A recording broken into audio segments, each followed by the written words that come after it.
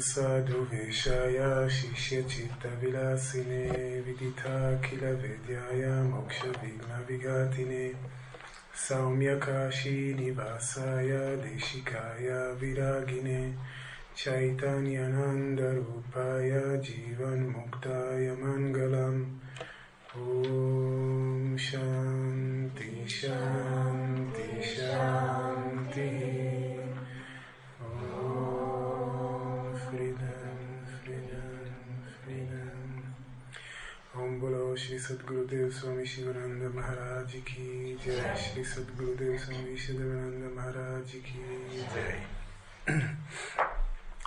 Om Namah Shivaya. Good afternoon. Welcome back. We continue today with the Chandogya Upanishad. This is our fourth meeting. And for those who were not here, and for those who need a reminder, just a brief introduction. In the first evening satsang, we were discussing about the Vedas and the Upanishads, and why do we study, etc. And also we discussed, this is what we discussed in the first night. And then the last couple of days we were studying the Chandogya Upanishad itself, chapter 7. And we have seen a story, a small story, about a discussion between Narada and Sanat Kumara. Narada is the student and Sanat Kumara is the teacher. Narada feels that even though he has learned so many things, he still doesn't know the self, and therefore he is suffering. And therefore he is asking Sanat Kumara to teach him about the self.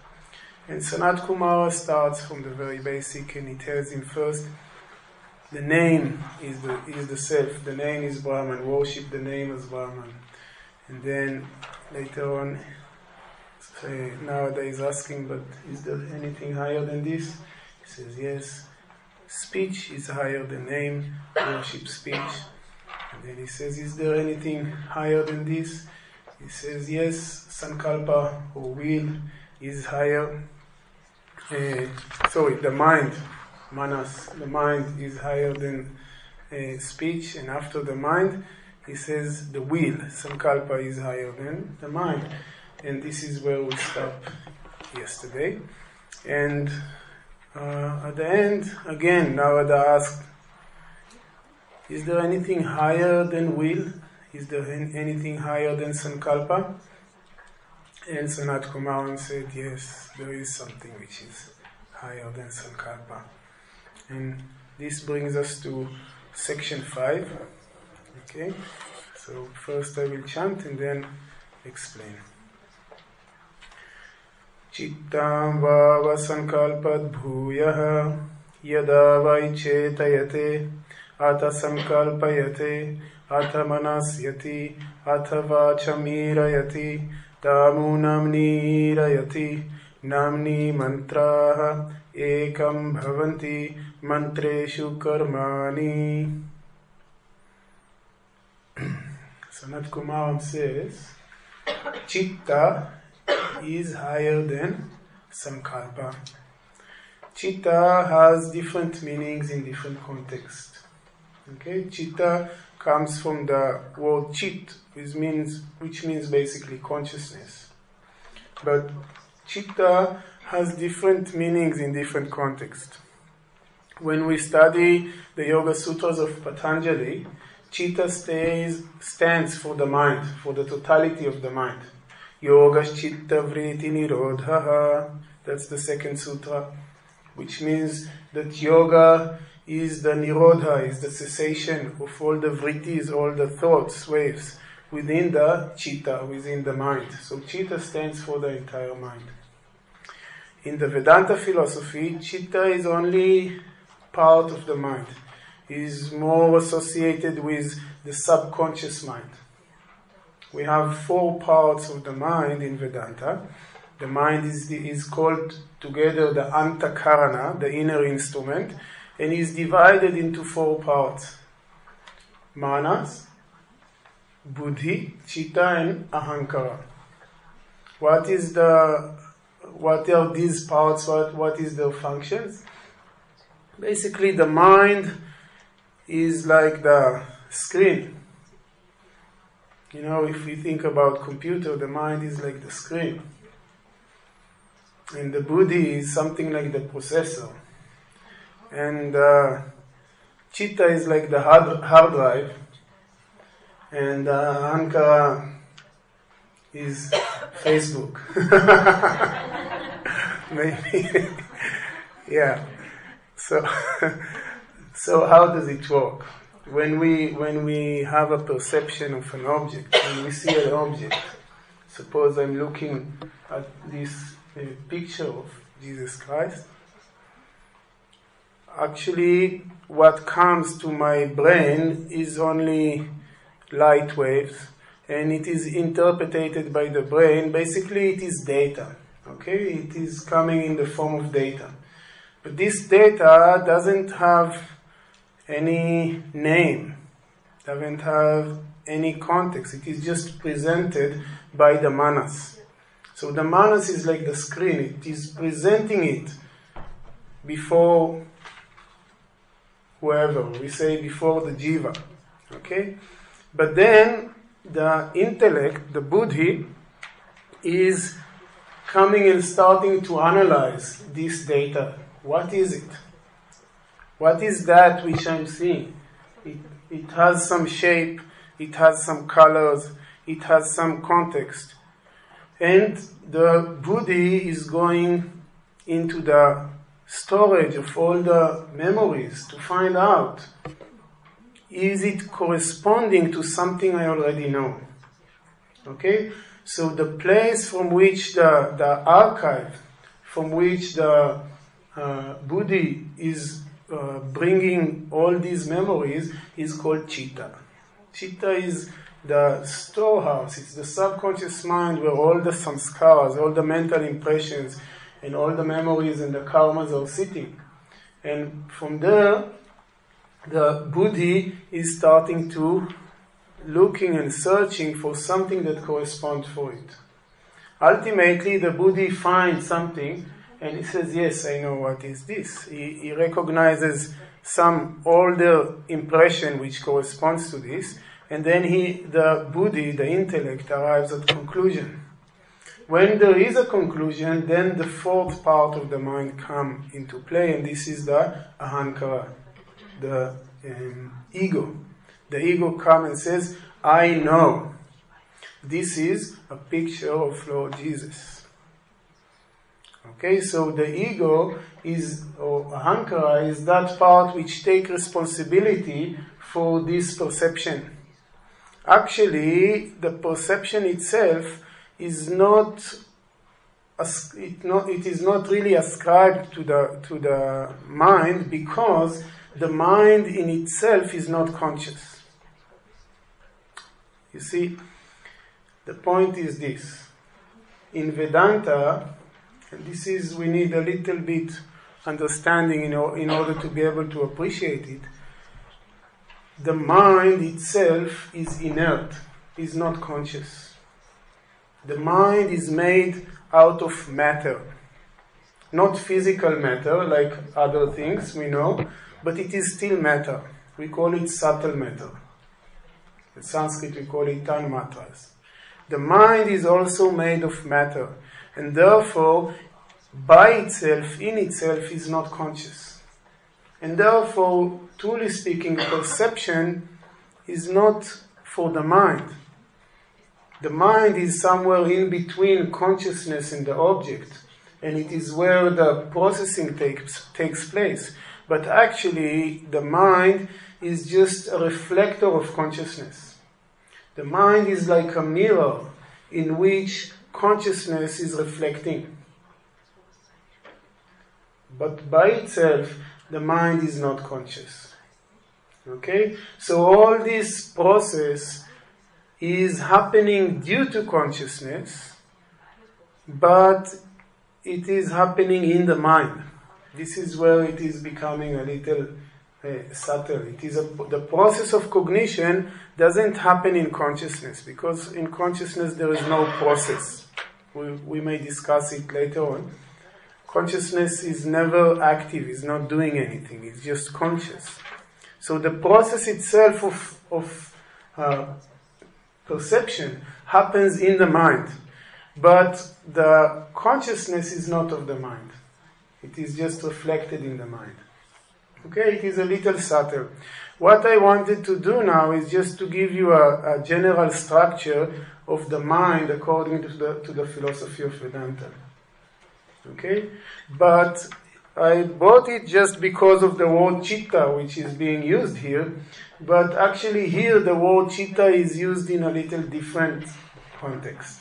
Okay, so we had chitta in yoga, that was the whole mind. We had chitta in Vedanta, this corresponds to the subconscious mind. And here we have chitta in a different sense, and this is in the sense of intelligence. Intelligence, the capacity to discern things.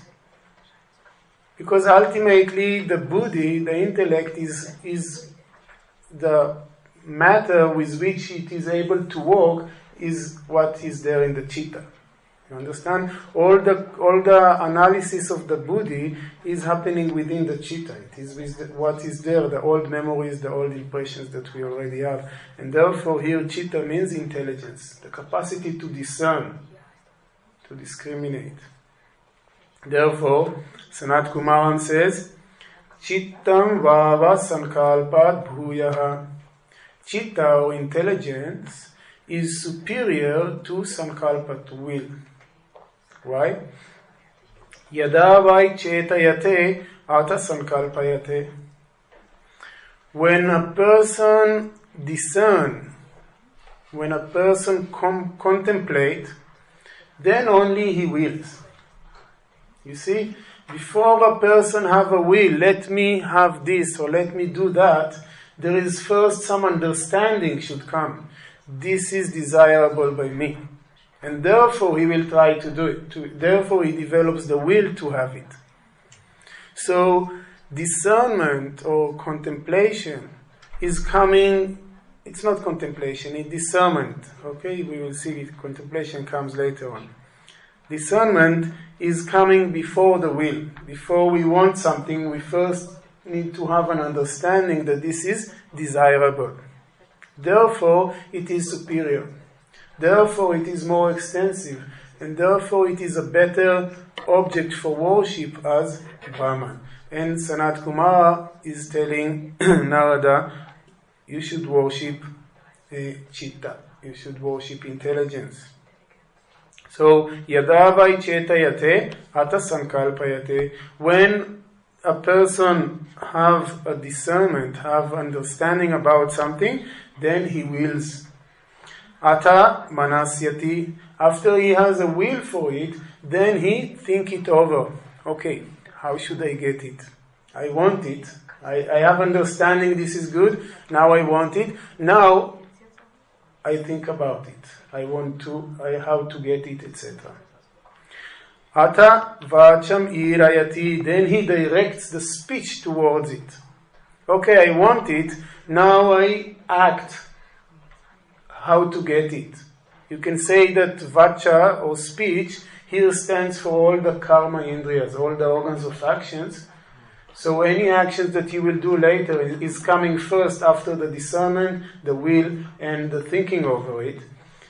Or you can just say that a person, once the person have the will and have the discernment, have the will and think over it, then he speak it over. And this is the first step in order to fulfill this desire.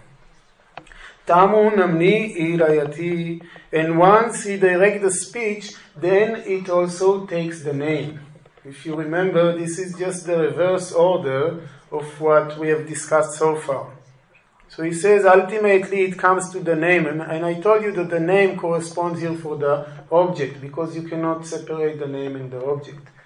Okay, so we start with the name, the speech, the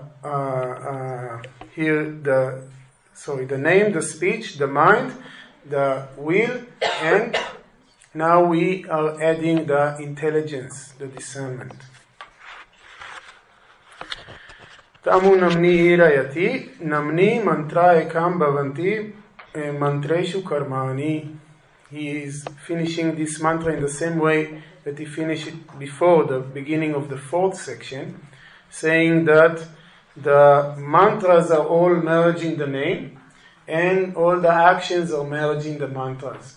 To say that the Vedic karmas, you remember yesterday we talked about these rituals that a person is doing in order to fulfill the desires. These Vedic karmas, they are all merging into the mantras. What are the mantras? The Vedas. And the Vedas themselves merge into the name. So everything is connected. Everything is connected, but we see that so far, intelligence is standing above all. Intelligence is what discerning and governing everything that we have discussed so far, and therefore Sanat Kumara is saying this is superior. Tani hava etani chita ekayanani chita atmani chitte pratishtitani tasmat yadyapi bahuvid achittaha bhavati nayamastiti eva enamahuhu yadayam veda yadvayam vidvanna ithamachittaha syat iti atha yadalpavit chittavan bhavati tasma eva uta shushrushan te chittam hi eva esham ekayanam chittam atma chittam pratishtha chittam upasveti. Tani hava etani chitta ekayanani. Now he says directly, all these that we have mentioned, they all merge into chitta, into intelligence. Intelligence encompasses everything. Everything starts from it. Chitta atmani, they are all directed by intelligence. Ultimately, our discernment is governing all of it. Chitte pratishtitani, they are established in chitta, in intelligence. Tasmat yadyapi bahuvid achitaha bhavati. He says, therefore, suppose there is a person who is bahuvid, who has a lot of knowledge. He read so many books. But that person, achitaha, is not very intelligent. He has learned so much, but he is not very intelligent. Nayam astiti eva enam ahuhu. People say about him, this person doesn't exist. Nayam asti, this person doesn't exist. Yadayam veda, even though he knows so much, he's good, as good as if he is not existing.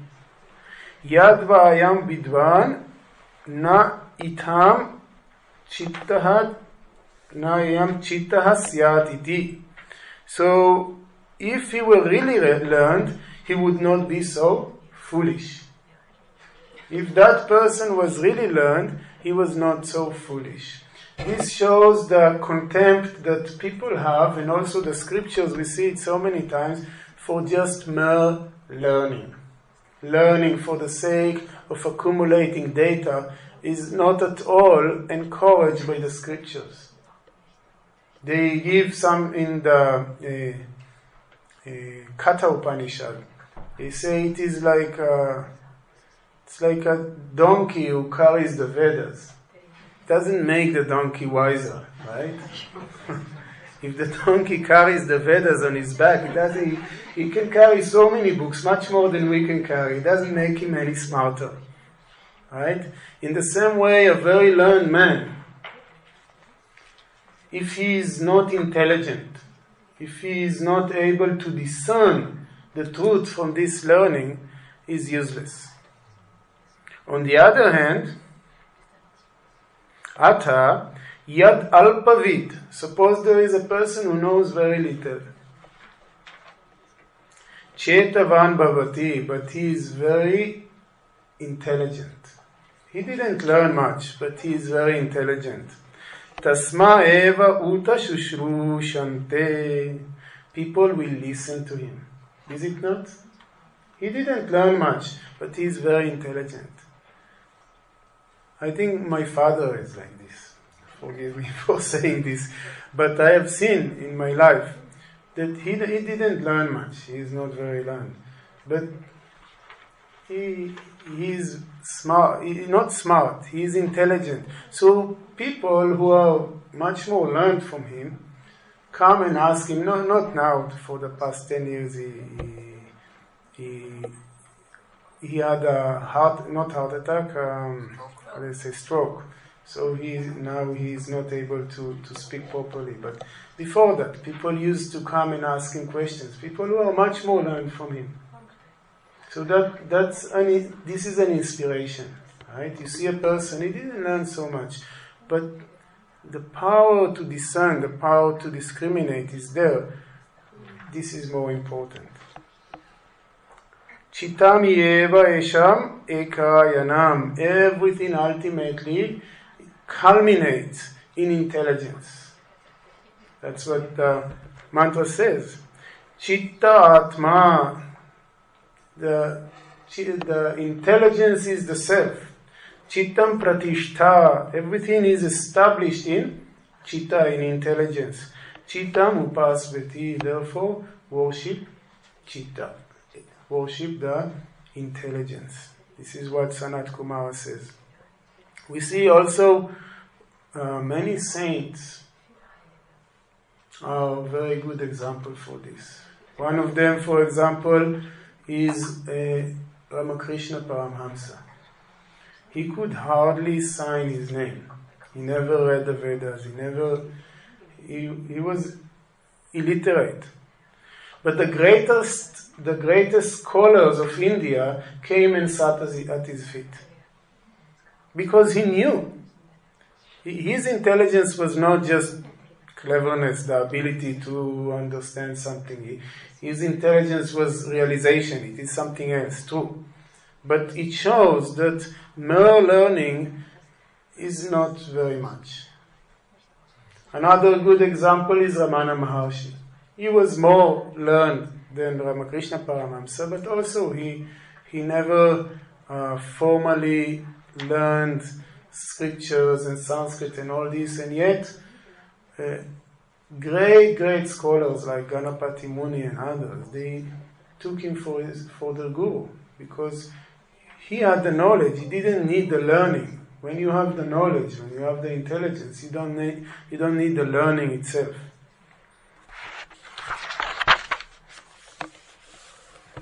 Sayashchitam brahmeti upaste chitan vaisa lokan dhruvan dhruvaha pratishthitan pratishtitaha avyatthamanan avyathamanaha abhisidhyati yavat chittasya gatam tatrasya yata kamacharo bhavati yat chittam brahmeti upaste asti bhagavaschittat bhuyaiti chitadvava bhuyo asti iti tanme bhagavan bravitu iti panchama khandaha.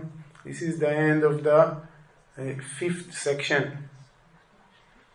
Sanat Kumara says, Saha yashchitam brahmeti upaste. That person who worships Brahman as chitta, as intelligence, Chittan vaisa lokan dhruvan dhruvaha abhisidhyati. He is attaining these worlds of chitta, this world of intelligence. And he is attaining these true worlds of intelligence. The word dhruvan means the true worlds of intelligence. Why he is attaining these worlds of truth? Because dhruvaha, because himself is a person of truth. Being a person of truth, he is attaining those worlds of truth, which is also worlds of intelligence.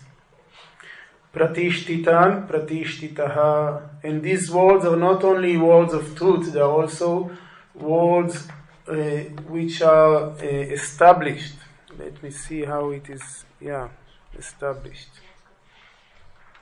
He is firmly established and also attains the world which is firmly established. Pratishtita means established. So these worlds are the worlds of truth because he is a man of truth.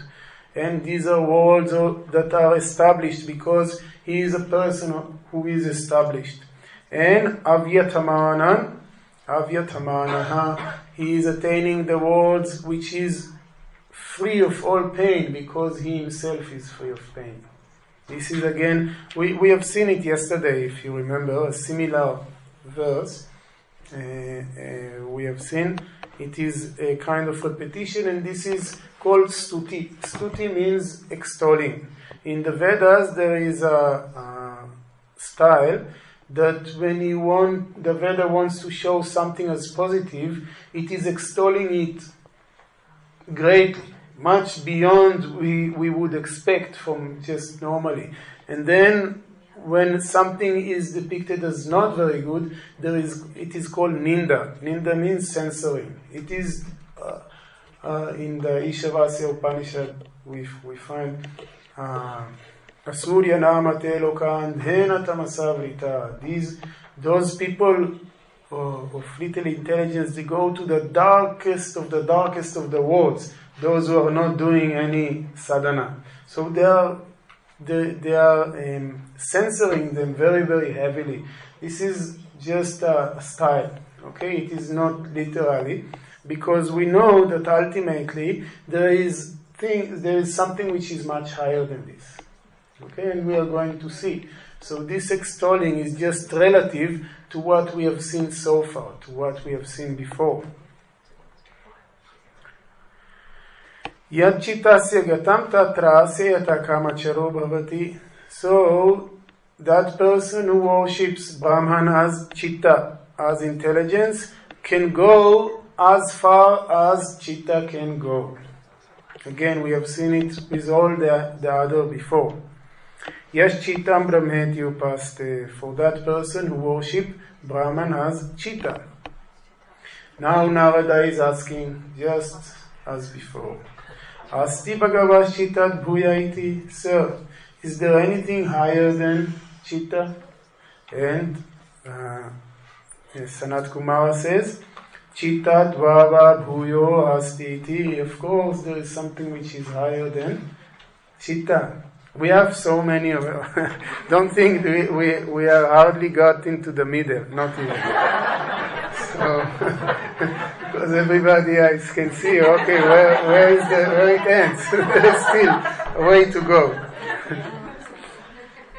Tanme Bhagavan Bravitu iti. Please, sir, tell me, what is higher than chitta? What do you think?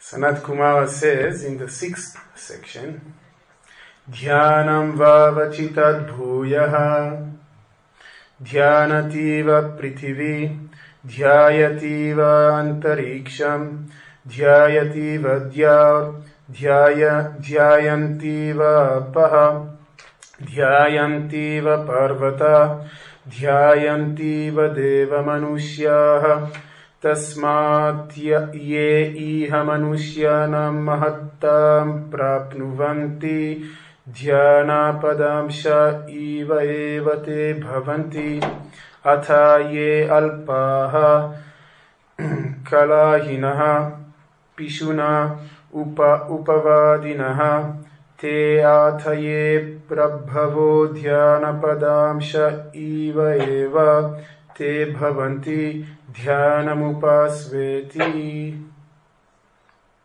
Sanat Kumara says, Dhyanam vava chittat bhuyaha.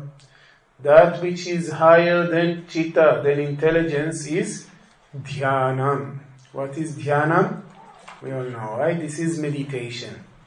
Meditation is dhyana. And he explains, Dhyayati iva prithivi. Prithivi, the earth, is meditating. That's what he says. The earth is meditating. And he uses the word iva. Iva means as if. Don't take it literally, but look at the earth. This is the epithet of stability. Is it not? This is what meditation is. Stability. He says, Dhyayati iva prithivi. The earth is meditating. Dhyayati iva antariksham. The intermediate space. According to this, there are three levels. There is the earth, intermediate space, and then akasha, space. So the intermediate space, maybe what we call the atmosphere, or something like this. He says it is called antariksha. He says antariksha is meditating. Iva, as if it is meditating. Meditation is expansion, is space. Is it not? Dhyayati vadhyar. Also the akasha, the space. Dhyau means the sky. The sky also is as if meditating. Dhyayati va apaha. Water also is meditating. Dhyayati va parvata. The mountain is meditating. You know, Swami Shivananda, in his explanation, when he instructs in meditation, he says you should, when you sit for meditation, you repeat, I am firm like a huge mountain, like a big mountain. This is how we have to feel when we sit for meditation. And here he says, Dhyayativa Parvata, the mountain is meditating. Just try to feel it, not to see it, but to feel the sense of it. Dhyayativa Deva Manushyaha. Also the Devas, the gods, and Manushyaha, and the human beings, they also seems to meditate. That's what he says. Eva, they also seem to meditate. Tasmat ye iha manushyana mahattam prapnuvanti dhyana padamsha eva eva te bhavanti. If we see a person who excels everywhere, in every field, a person who excels, this seems to be due to his meditation. And this is very interesting. We may not be able to see it everywhere, but we see it in many fields, that people who are uttama, who are excelling in their field, they have the power of meditation. Even in science, in sports, in many other fields, we see people have the capacity to go within. And Shankaracharya explains here that meditation is the capacity to keep a steady flow of the mind on one object. And the Upanishad says a person who excels is a person who is able to meditate. And Atha ye alpaha, those small people, those who are not meditating, who are kalahinaha, they are quarrelsome, okay? Pishuna, they are crooked. And upavadinaha, upavadinaha is something, scandal mongers, people who like scandals, who speak in order to harm other people, and small people. These people seems to be not meditating. That's what the mantra says. Ataye alpaha, those who are not meditating, they are small. They are quarrelsome, crooked, and scandal mongering. Ye prabhavaha Dhyana Padamshaha, those who are great, they meditate, not like these small people. Dhyanam upasveti, therefore you should worship dhyanam, meditation. Now, let us say a few words about meditation. Meditation is the backbone of spiritual practice, really. If we see in Raja Yoga, meditation is the last rung in the ladder of Ashtanga Yoga before Samadhi. That which really leads us to Samadhi is meditation. All the other limbs are helping and supporting meditation. And we know that the main culprit, the main rogue that disturbs our peace and take away our happiness is the mind. And the way to deal with the mind, the way to calm the mind is ultimately meditation. So asana is very important. Pranayama is very important. Yama and niyama, the moral ethics, they are indispensable. They are so important, so necessary. But ultimately they are all supporting and helping and directing us towards meditation. And what is meditation? Sitting quiet and closing your eyes and repeating your mantra is not meditation by itself. It is the practice that leads to meditation, no doubt. And it is very important practice, no doubt. But it by itself is not meditation. Meditation is a different state of mind when the mind is flowing towards the object uninterruptedly and effortlessly. And this is not something that we can do. It is something that happens. This we have to understand about meditation. It is a little bit like sleep, right? We all, after evening satsang, we all say, I'm going to sleep. But are you really going to sleep? Can you sleep? If I ask you now to sleep, can you just turn the switch on and sleep? No. That's why we say we fall in sleep. Right? Because it is not under our control. All we can do is to create the conditions which are conducive for sleep. Right? So we go to a quiet room and we close all the disturbing noises and we turn off the light. Before that we set the bed very comfortably with a pillow and we lie under the blanket, and then what we do? We wait, right? What else can we do? We just have to wait, and at certain point, sleep comes, right? There's no switch that you turn and you are sleeping. In the same way, meditation needs very carefully and very regularly to be induced, in the sense that we have to create the conditions that will allow to meditation to happen. Therefore, for example, meditation is about a sattvic mind, right? It's about a pure mind. And therefore, when we want to sit for meditation, we have to first make sure that we are sitting in a sattvic place.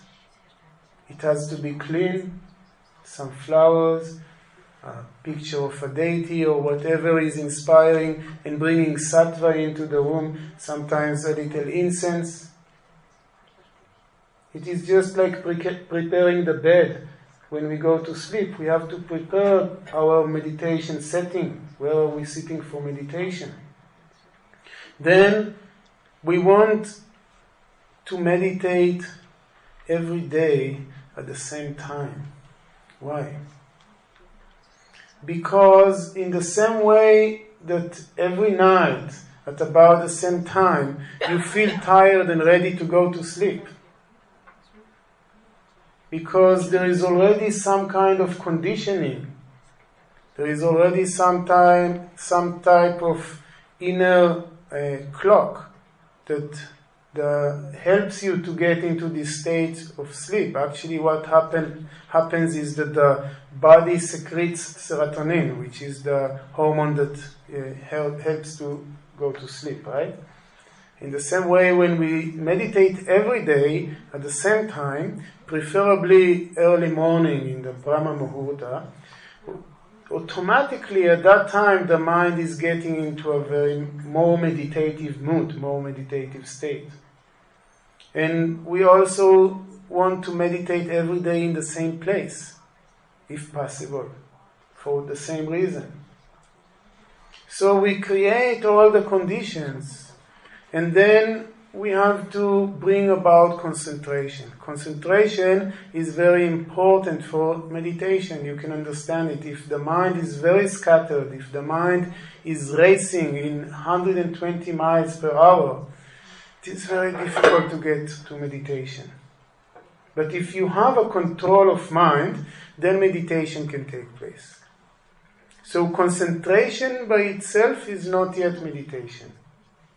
But it is very helpful for meditation, therefore we practice meditation.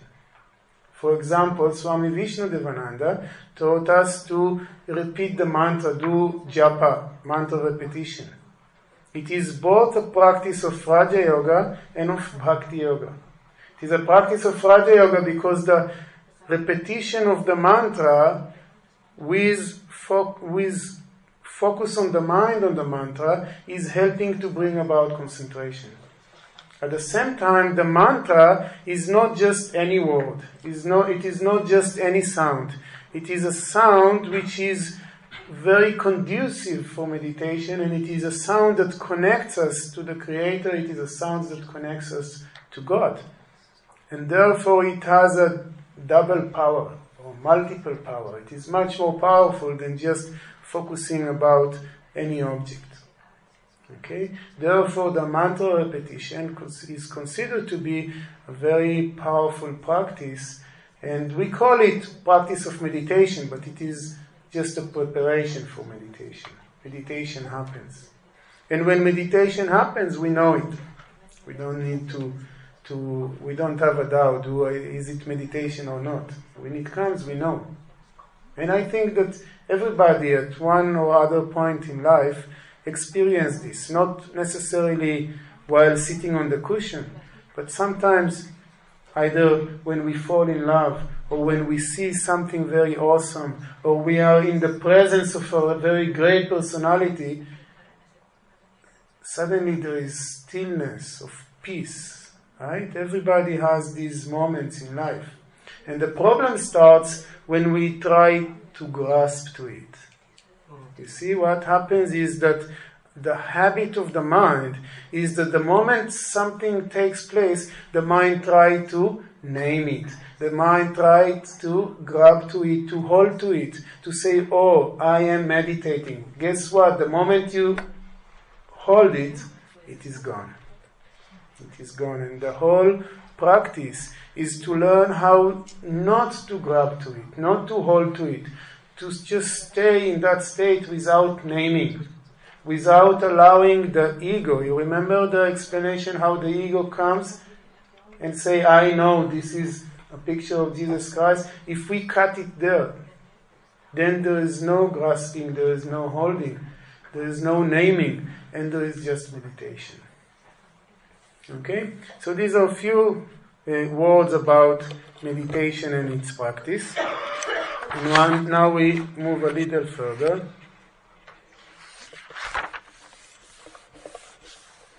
Sayo dhyanam brahmeti upaste yavad dhyanasya gatam tatra seyata kamacharo bhavati yo dhyanam brahmeti upaste asti bhagavo dhyanad bhuya iti dhyanadva bhuyo asti iti tanme bhagavan bravitu iti shashta khandaha. Sanat Kumara continues. Sayo dhyanam brahmeti upaste. For a person who worships Brahman as dhyana, as meditation, yava dhyanasya gatam tatra seyata kamacharo bhavati. that person can go as far as meditation can go. How far meditation can go? Very far. Meditation is very deep. Meditation can take you very, very far. When nowadays instructed to worship dhyana, to worship meditation as Brahman, this is already very advanced. You remember where we started, right? We started with the name. The name is just a word, it's just a name. And now we are already in meditation. Meditation is very vast, very expansive, and therefore it is very deep. Yo dhyanam brahmeti upaste. This is for a person who worships Brahman as dhyana, as meditation. Now Narada is asking just as before, Asti bhagavo dhyanat bhuya iti. Is there anything higher than dhyana? And Sanat Kumar says, dhyanat bhava bhuyo asti iti. Definitely there is something which is higher than meditation. Tanme bhagavan brabhitu iti. Please sir, tell me, what is that which is higher? And the answer is, in section 7, Vijnanam vava dhyanat bhuyaha Vijnanena varigvedam vijanati Yajurvedam samavedam atharvanam chaturtam ityasa puranam panchamam Vedanam vedam pitriyam rashim daivam nidhim vako vakyam ekayanam deva vidyam brahma vidyam bhuta vidyam kshatra vidyam nakshatra vidyam sarpadeva jana vidyam divam cha prithivim cha vayum cha akasham cha pascha tejas cha devamscha manushyamscha pashumscha vayamsi cha Trinavanaspati Shvapadanya Kita Patanga Pipilikam Dharmam cha Satyam cha Nritam cha Sadhu cha Hridayagyam cha Aridayagyam cha Annam cha Rasam cha Imam cha Lokamamum cha Vigyanena eva vijanati Vijnanamupasveti. Maybe some of you remember, it is very similar to what we have already read in previous sections. But Sanat Kumara says here, Vijnana Vava Dhyanat Bhuyaha. That which is superior to dhyana, to meditation, is Vijnana. What is Vijnana? There are two words. Chapter 7 in the Bhagavad Gita is called Jnana Vijnana Yogo Nama Saptamodhyayaha. This is the name of the 7th chapter of the Gita. Jnana Vijnana Yoga.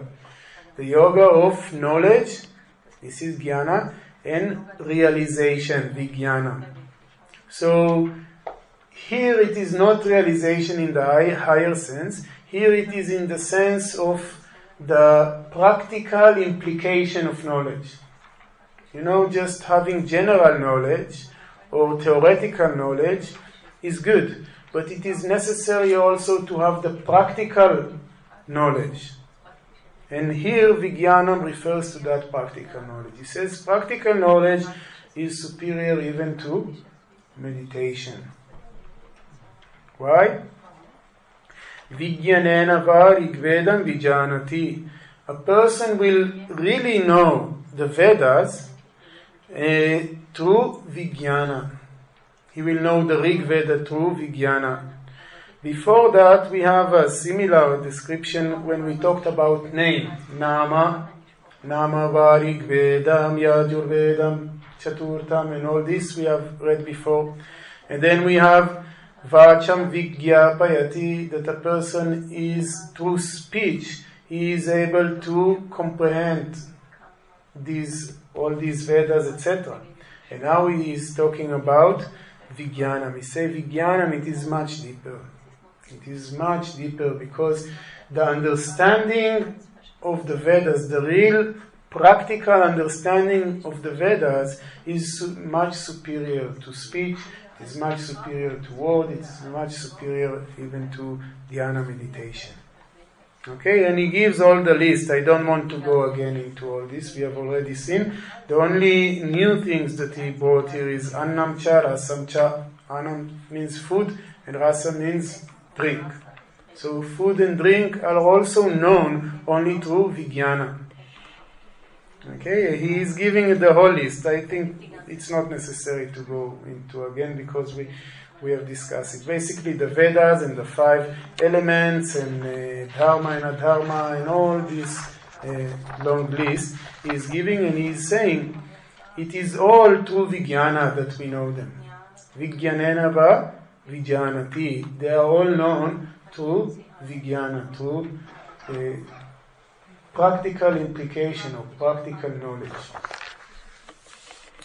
Sayo Vijnanam Brahmeti upaste Vijnanavato vaisa lokan Vijnanavato abhisyati yavad vijnanasya gatam tatra seyata kamacharo bhavati yo Vijnanam Brahmeti upaste asti bhagavo Vijnanad bhuya iti Vijnanadvava bhuyo asti iti tanme bhagavan bravitu iti saptama khandaha.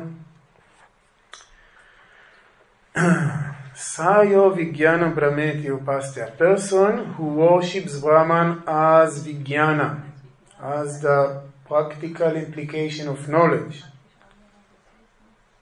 Vijnanavato vaisa lokan Vijnanavataha.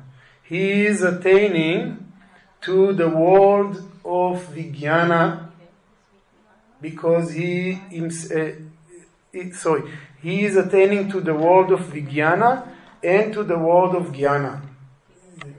Shankaracharya don't explain much, but he says he is attaining the Vijnana Maya world and the Jnana Maya world. Maya, you know this word in the 5 koshas. Those of you who have learned about the 5 koshas, we have Annamaya kosha and Pranamaya kosha and all this, right? And then there is the word Maya. Maya as the illusory power of Brahman, right? The creative power of Brahman is also called Maya. It is not the same, okay? It is written differently. We have to distinguish. The creative power of Brahman, Maya, is long vowels. Ma and Ya, they are long. And that means the creative power of Brahman. But here, when he says Vijnana Maya, it means Maya is written here with short vowel. Ma, Ya. And it means consist of. It is a suffix that comes after the word, and it means consist of. So when we say Prana Maya Kosha, it means the kosha or the sheet which is made of prana. Annamaya kosha, it is the sheet which is made of food. In the same way, when he is talking about this lokan, these words which are Vijnanamaya, these are words which are made of Vijnana, of realization. They are the words of realization. So he says a person who is worship Brahman as Vijnana is attaining this world of Vijnana and Jnana, of knowledge and the practical implication of knowledge. And Yavat Vijnanasya gatam tatra seyata kamacharo bhavati. As far as this Vijnana can go, that far that person can go who worships Brahman as Vijnana. And again Narada is asking, sir, Asti Bhagavo Vijnanat Bhuya iti? Is there anything which is higher than that Vijnana? Vijnanat va Bhuyo Asti iti. Definitely, of course, there is something which is higher even than Vijnana. Tanme Bhagavan Bravitu iti. Please, sir, tell me about it. What is that? And Iti Saptamakanda. This is the end of the 7th chapter. And what is that which can be even higher than Vijnana? That starts to be more difficult, huh? It is already very advanced. And the next thing that Sanat Kumar is going to say is very strange. I will just tell you and leave you with it, okay? The next thing which is coming is Balam, strength, power. Is power greater than realization? We'll see tomorrow. Okay. One moment of silence.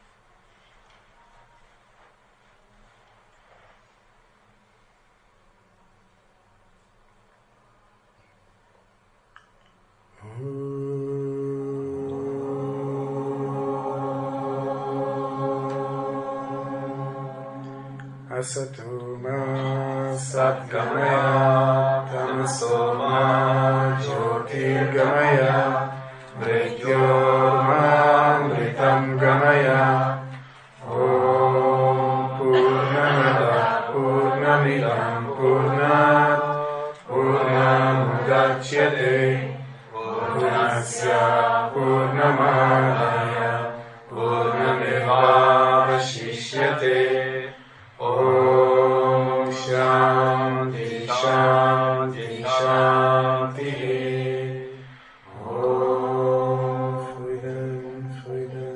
Freedom Om Bolo Shri Sadgurudev Swami Shivananda Maharaj Ki Jai Shri Sadgurudev Swami Vishwadevananda Maharaj Ki Jai Om Namah Shivaya Hari Om.